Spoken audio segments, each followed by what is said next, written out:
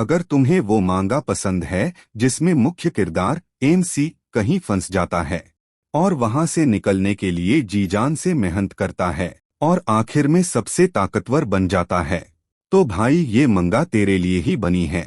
ये कहानी जबरदस्त है और मैं ये मंगा पूरा पढ़ चुका हूँ, तभी तो इसे दिल से समझा रहा हूँ। मुझ पर भरोसा करो, अगर तुम चाहो तो मेरा अंगूठा लगवा लो। तो चलिए कहानी शुरू करते हैं। मांगा की शुरुआत होती है एक सपने से। एमसी बैकग्राउंड आवाज में बोलता है, मैं फिर से यहीं आ गया। सब कुछ उदास और भारी भारी सा लग रहा है। एमसी की बैकग्राउंड आवाज में बोलता है, धुएं से घिरा हुआ एक तैरता द्वीप, स्मोक स्काई आइलैंड, पश्चिमी शैली की टूटी फूटी इमारतें।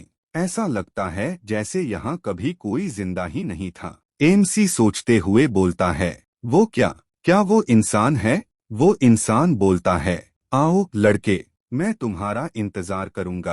अंधकार की खाई एबिस के किनारे पर सपना टूटता है और एमसी झटके से उठ जाता है। एमसी बोलता है, फिर से वही अजीब सपना। एमसी की माँ जोर से चिल्लाते हुए बोलती है, सोरा जल्दी करो, हमें देर हो रही है। एमसी बोलता है, आ रहा हूँ। एमसी सोचते हुए बोलता है, मुझे लग रहा है जैसे मैं उस आदमी को जानता हूँ। और वो अंधकार की खाई।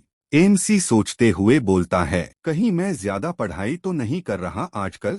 एमसी के पिता नहाकर बाहर आते हैं और सोरा के सिर पर हाथ फेरते हैं, बोलते हैं, अरे सोरा, आज फिर देर से उठा क्या? एमसी बोलता है, उफ, मुझे बच्चा मत समझो, अब मैं 15 का हो गया हूँ। एमसी के पिता बोलते हैं, तो क्या हुआ? मेरी मसल देख, क्या बॉडी है। एमसी चिल्लाते हुए बोलता है, मैं नहीं देख रहा।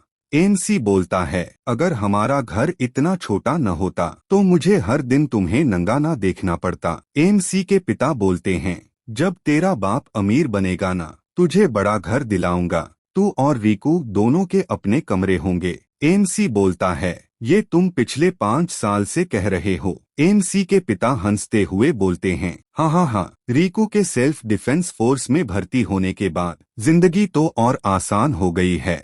एमसी की बैकग्राउंड आवाज में बोलता है, अब 3 साल हो चुके हैं जब मेरे भाई ने सेल्फ डिफेंस फोर्स ज्वाइन की थी। मैं भी भविष्य में वहीं जाने की योजना बना रहा हूँ और फिर अलविदा कह दूंगा इस चहल पहल वाली जिंदगी को, अपने हंसी मजाक वाले थोड़े लापरवाह लेकिन प्यारे पापा को, और अपनी माँ को जो थोड़ी सख्त जरूर हैं लेकिन हमसे बेइंतहा मोहब्बत करती हैं। सच कहूँ, उनका होना ही तसल्ली है। काश ये जिंदगी बस यूं ही चलती रहे। किसी व्यक्ति की आवाज, ये क्या भूकंप? एमसी बोलता है, क्या हो रहा है ये सब? एमसी की बैकग्राउंड आवाज में बोलता है, मुझे हमेशा पता था कि ये शांत जीवन एक दिन खत्म हो जाएगा। एमसी की बैकग्राउंड आवाज में बोलता है, पर मैंने कभी नहीं सोचा था कि इसका अंत ऐसे होगा। जमीन से एक विशाल टावर बाहर निकलती है।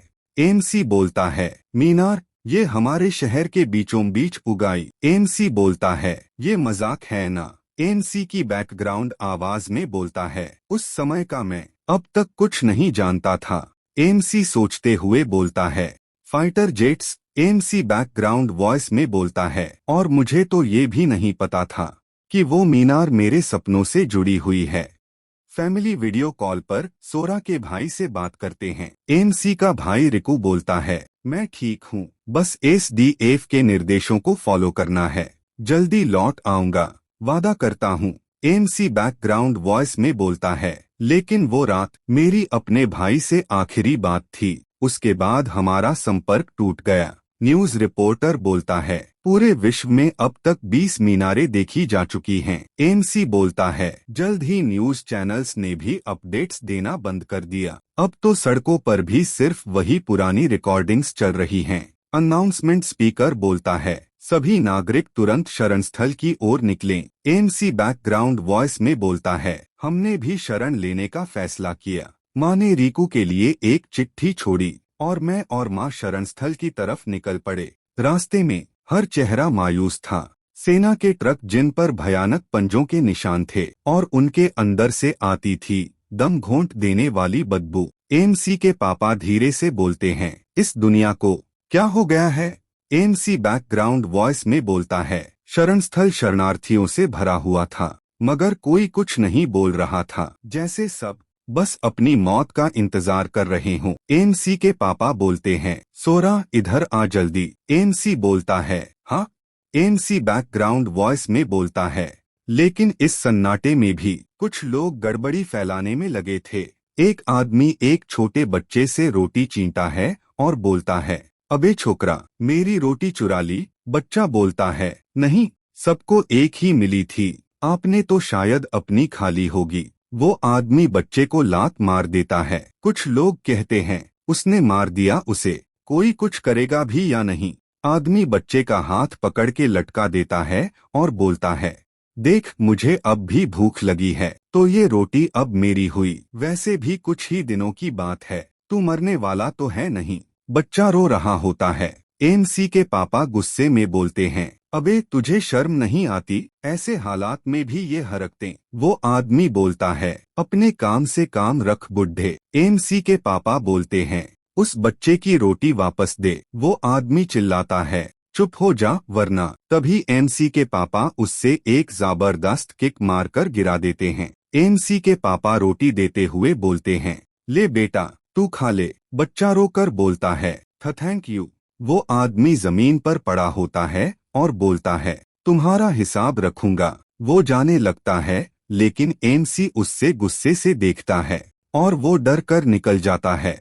एमसी सोचता है, मैं उस आदमी को कभी नहीं भूलूंगा।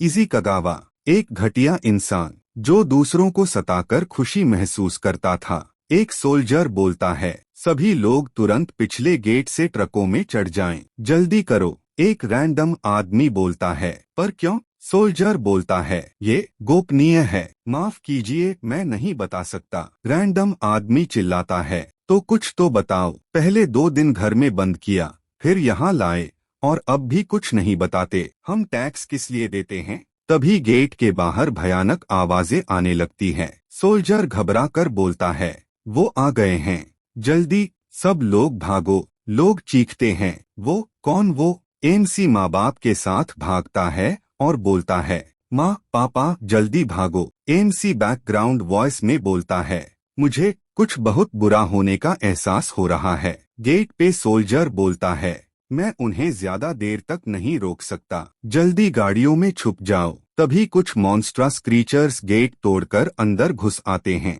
एमसी बैकग्राउंड वॉइस में बोलता है, ये क्या हो रहा है इस दुनिया में? अगर तुम्हें ये मंगा पसंद आई हो तो वीडियो को जरूर लाइक करो। कमेंट में बताओ तुम्हारा फेवरेट सीन कौन सा था और चैनल को सब्सक्राइब करना मत भूलना, क्योंकि ये तो बस शुरुआत है, अभी तो एबिस में उतरना बाकी है।